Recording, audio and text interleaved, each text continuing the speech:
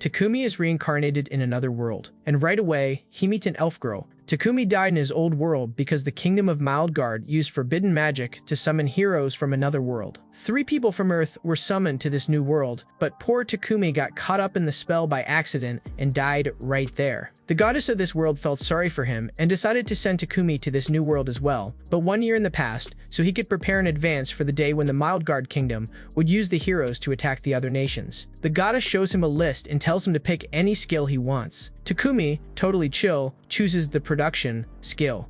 The goddess is seriously disappointed, but she still gives him that power and just tosses him straight down to the world, telling him to survive on his own. When Takumi opens his eyes in the new world, he decides to forget about his old life and see what he's got now. He calmly tests all his magical abilities, then sets off to find a village. On the way, he finds a super useful, thick piece of wood and uses magic to turn into a spear. He also spots some pretty decent herbs, gathers them all up, and stuffs them into his storage. Suddenly, a weak little girl comes running toward him, trying to save her life, because there's a giant crazy rabbit chasing her, and it charges straight at Takumi. But luck is on his side that day, and somehow, he ends up taking down the rabbit instead. The half-dead girl, crying her eyes out, tells him the whole story of why she came here, so Takumi decides to go back with her. Meanwhile, in the Sidonia Empire, the 3 students who were summoned from the other world are standing there totally confused. Suddenly, a suspicious-looking woman appears and starts talking, calling them heroes from another world. They don't believe a word she says, but then the queen introduces herself as the Empress and reveals her true face, making it pretty clear that there's definitely some shady business going on behind the scenes. Back in the village, the girl's parents can't thank Takumi enough. Takumi secretly wishes he could stay in this village for a while.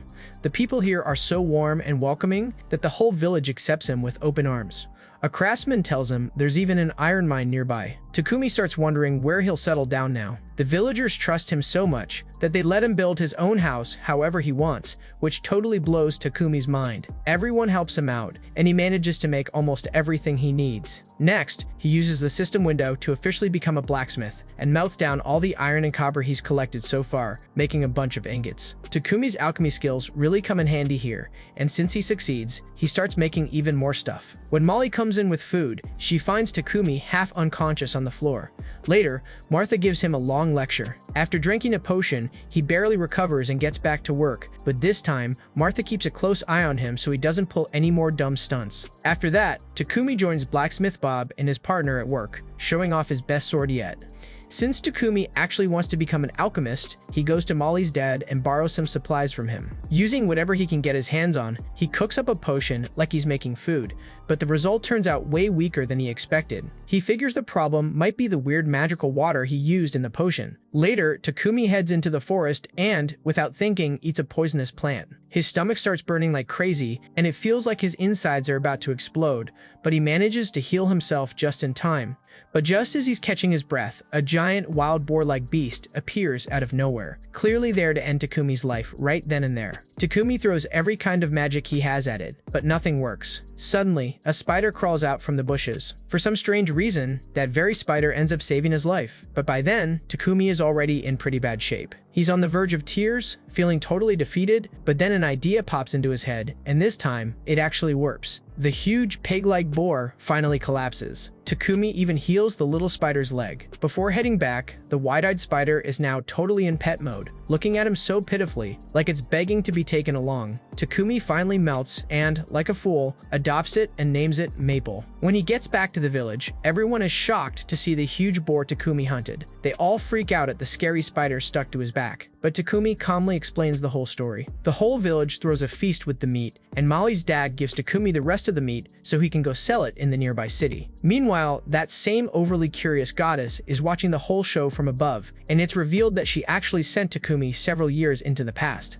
The next morning, and Maple is right there, sweating nervously. The little crybaby spider is feeling lonely, so Takumi comforts him, apologizes, and starts playing with him. When Martha comes in, she immediately gets crafty and notices the spider's silk. Later, the village women make amazing clothes out of Maple's silk, and Martha shamelessly keeps asking Maple for more. Takumi isn't sure if the spider really understands anything, but Maple, full of pride, jumps all over him and makes it very clear just how hard he's working. After that, Takumi meets Babin, who gives him an awesome set of armor for the upcoming battle.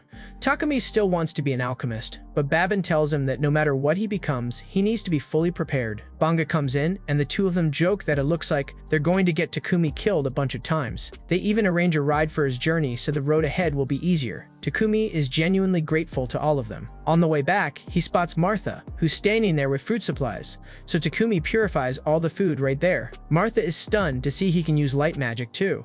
She explains that this magic is super rare, so he has to keep it a secret from everyone. For the next week, Takumi uses all his amazing powers to completely transform the village, fixing up everything from the houses to the surrounding area, repaying their kindness. On the last day, a snobby rich guy arrives in a fancy carriage, finishes his business with Banga, and has a little chat with Takumi too. Before leaving, Takumi gives the villagers some potions, and everyone is blown away by their quality. The whole village comes out to see Takumi off. That's when Maple realizes he's going to have to spend the whole trip sleeping. Before leaving, Martha gives Takumi an awesome cape. Takumi is genuinely grateful to her. His heart feels heavy, but he finally leaves everyone behind and sets off. During the journey, the hired guards traveling with him can't stop praising Takumi's village. They introduce themselves and explain that they're the nobleman's bodyguards, but the road is so clear that everyone starts getting bored just chatting, since hardly any monsters or beasts show up. When they see Takumi's special bag, they get curious. Takumi laughs and says it's got his little spider in it. One of the guards with a sharp tongue tries to scare Maple, but Maple has no problem chilling in the lap of the tall, strong guard. The greedy nobleman gets especially interested in Takumi's healing potions. Takumi explains a bit to him, so the noble promises to buy some potions from him. Suddenly, Pipek stops the carriage. The hired guards immediately realize there must be a dangerous monster ahead, and they all get excited that finally, a real fight is about to start.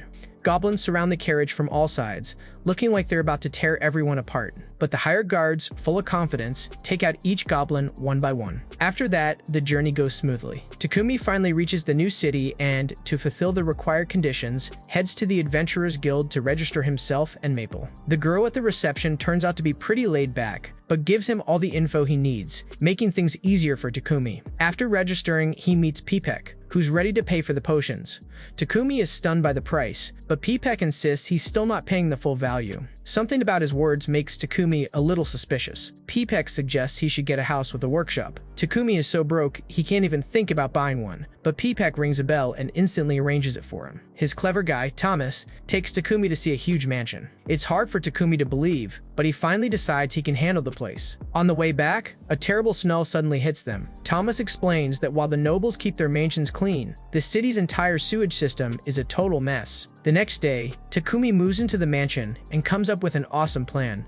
He goes all out with magic and ends up burning himself in the process. He chokes his potions to heal up and figures it was worth it. He actually benefited from it. Finally, he completes his pride and joy, a magnificent toilet seat. He's celebrating when suddenly, ear-splitting screams echo from inside the mansion. He rushes outside to find Pipek hanging there, completely tangled up in Mabel's webs. Takumi panics and scolds Maple, but surprisingly, Pipek is actually enjoying himself, like he's having the time of his life being trapped in there. Later, Pipek goes into the bathroom Takumi made, and after a while, he comes out screaming again, totally confused about what this thing even is. Takumi explains everything, and in the middle of the conversation, accidentally lets it slip that he can use light magic too. He thinks he's doomed, but Pipek promises not to tell anyone if Takumi makes him a few more toilet seats, just like that one. Takumi agrees to the deal and says he was thinking of hiring some people, but Pipek suggests he just get a slave who'll keep everything secret. Takumi really doesn't like that idea at all. Pipek tries to explain what could happen if his secret gets out, but Takumi still feels uneasy about buying a slave.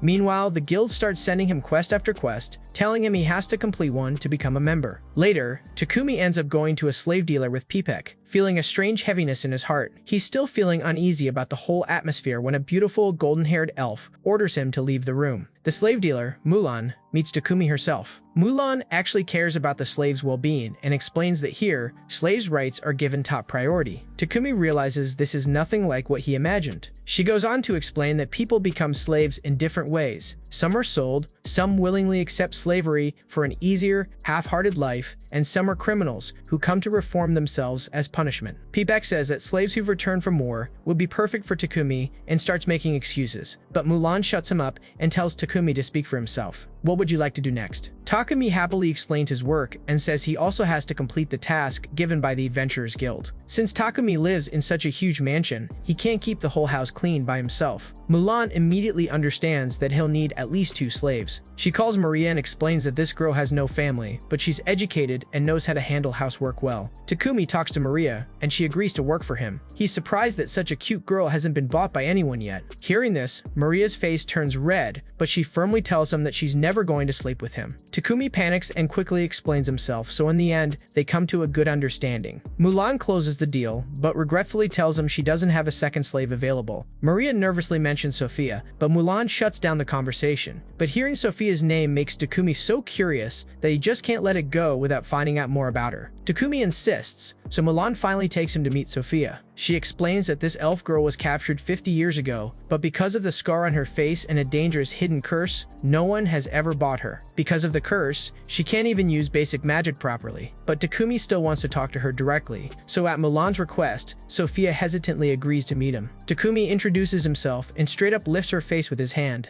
Sophia blushes and gets nervous, and he checks her status deep inside. What he sees is so amazing that he doesn't want to let this chance slip by. He tells Mulan straight up that he wants to take Sophia too. Mulan reminds him again about the curse, but Takumi confidently says he'll fix it.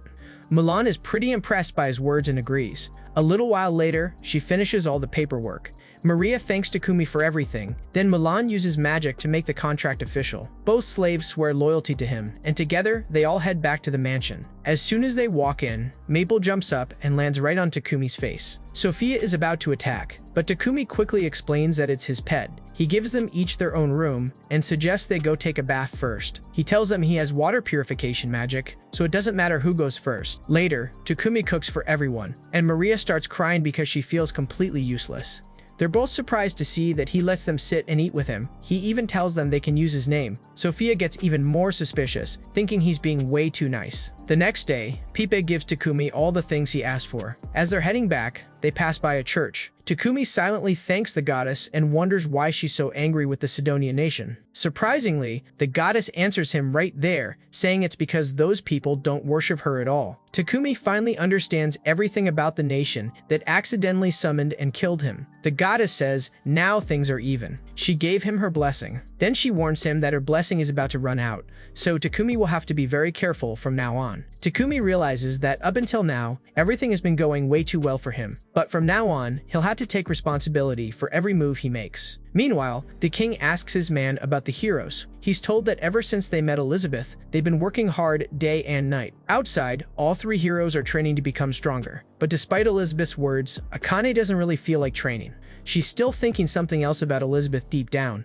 Takumi returns to the mansion but hides something from Sophia. He heads straight to the workshop and starts cutting himself, trying to build up more resistance to poison. Sophia, as usual, gets curious and secretly spies on him. She hears him say Maria's name and immediately jumps to the wrong conclusion, rushing to stop him, but ends up fainting herself. Takumi quickly heals her and lets her rest. Maria comes in and explains that this happens to her pretty often. Takumi finally uses magic and somehow manages to break Sophia's curse. He even completely heals her scarred face. When Sophia wakes up, she's filled with anger. But when Maria shows her a mirror, she sees that she's completely healed now. Later, Sophia comes to meet Takumi. He calmly explains what he was actually doing in the workshop. Sophia realizes her misunderstanding and breaks down crying. After seeing someone like Takumi, she decides she'll stay loyal to him for the rest of her life. Despite having such a huge library, Takumi gets disappointed that there are only 4 books in it. Then he realizes that he's the only one who can understand the language in those books, because he was reincarnated from another world. When he gets home, he finds Maria still worried about Sophia's behavior from last night. Takumi just brushes it off with an awkward smile. Once he finishes all the toilets, he finally feels at peace. Now, at last, he thinks he can take a break and do something else. Maria asks out of curiosity, so he tells her he's planning to go out soon, wants to see the world and travel around. He thinks about taking Sophia and Maple with him and having Maria take care of the house, but Maria finds that idea strange. He wants Maria to stay safe, but she starts crying and, with her pitiful eyes, makes him feel so guilty that he finally gives in. Takumi checks her status and realizes Maria isn't as weak as she seems. Sophia is immediately ready to train her, so all the arrangements are made. Later, when preparations begin, Sophia confidently lists all the weapons she needs without any hesitation. Maria is still scared, but Sophia is happy to teach her with full confidence. After that, Takumi makes a few spears for training. Both maids train hard while he keeps making real spears on the side. Takumi even casts repair magic on the blades he makes, so to avoid any awkward scenes, he uses magic to create two identical dolls that look just like Sophia and Maria. His face is deep in thought, but Maple gives him such a sharp look that he immediately starts explaining himself in a panic. He takes his time and makes absolutely perfect outfits for both of them. Sophia and Maria feel comfortable wearing them, totally happy and impressed, especially with the weapons. Then he gives them rings that let them use magic. Sophia thinks he's being overly generous, but for Takumi, it's no big deal. After that, the three of them go to the Adventurers Guild, so Sophia and Maria can get registered too. Takumi also gets ready to take on a quest himself. They're still looking at the quest board when a few adventurers show up and start hitting on Takumi's cute maids. Takumi is scared on the inside, but still stands his ground in front of them. They try to intimidate him into backing off, but he doesn't budge. An ugly guy attacks Takumi, so Takumi hardens his body and easily breaks the guy's arm, shocking everyone around. The fight is about to escalate when the guildmaster steps in and starts questioning Takumi. Hans worries the guildmaster might misunderstand, so he steps forward to defend Takumi. The guildmaster kicks those losers out of the guild and calls Takumi into his office to ask what he really did. Hans realizes he was using magic, so Takumi reveals his secret to him. What would you like to do next? Hans and the guildmaster decide to raise their rank so that scummy people like that won't come near them again, and they offer them some pretty decent quests as well. Sophia and Maria happily agree, so they all head out to the nearby forest together. As they're walking, Maple alerts them that there are 4 goblins ahead, so Sophia immediately rushes at 2 of them. Takumi and Maria easily take care of the other 2 together. They keep moving forward, and all kinds of monsters keep showing up along the way. Sophia explains to Takumi that there's probably a goblin camp nearby, and some powerful generals leading them. Normally, it would take a whole army to take down an enemy like that, and the thought scares Takumi. But Sophia is way too confident that she can handle it all, and Maria agrees with her, while Maple just sits there with her head down because she's about to evolve, so Takumi quickly puts her in his inventory. The 3 of them go all out and wipe out the entire camp. Takumi thinks it's all over, but suddenly the goblin general appears. Sophia bravely takes out all the other nasty goblins, and Takumi stands right in front of the general. In the end, he finishes him off with fire magic. At the guild, Hans is left speechless by how fast they completed everything. Later, when the guildmaster gets the report, he can't believe how quickly it all happened either. Maple comes out in her newly evolved form, looking so ridiculously cute that everyone just stares at her. Hans goes off to prepare their reward according to their hard work. Suddenly, Pipek shows up and says the Lord has summoned Takumi immediately. Takumi gets nervous inside, but there's no way to refuse, so he goes to meet him. The Lord bows his head repeatedly, thanking him and showing his genuine gratitude. He warns Takumi about the Sidonia kingdom. Takumi's mind gets exhausted, feeling the weight of everything on his shoulders,